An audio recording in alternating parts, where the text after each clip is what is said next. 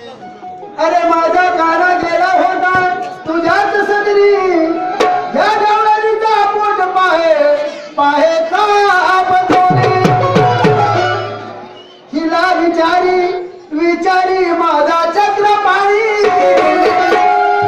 आणि कशी राहिली तर गवळणी सांग घे तू गर्भी केवढा अपघात केला होता म्हणून म्हणायचंय आज काय वेडी वाकडी गवळण घेण्यामध्ये अर्थ नाही सर्वसाधारण मंडळीला